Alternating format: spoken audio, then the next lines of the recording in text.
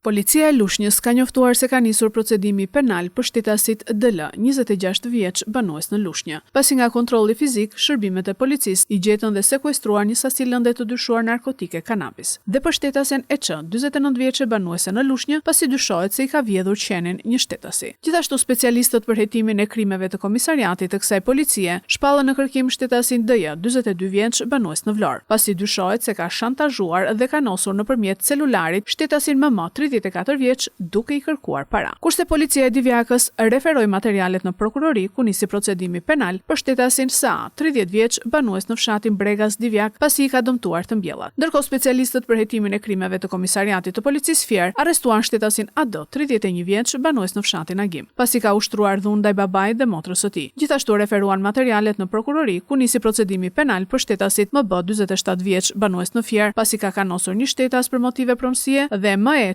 31 vjeç, banues në Fier, pasi gjatë një konflikti për motive të dobta ka goditur një shtetas dhe i ka dëmtuar automjetin. Specialistët për hetimin e krimeve të stacionit të policisë Roskovec arrestuan shtetasin MF, 61 vjeç, si dhe referuan materialet në prokurori ku nisi procedimi penal për bashkëshorten e tij, pasi kanë ushtruar dhunë ndaj bashkëshortes së djalit të tyre. Nga kontrolli banesës, shërbimet e policisë gjetën dhe sekuestruan një armë gjahu, të cilën shtetasi MF e posedonte pa leje. Materialet procedurale ju referuan prokurorisë së Fierit për veprime të mëtejshme.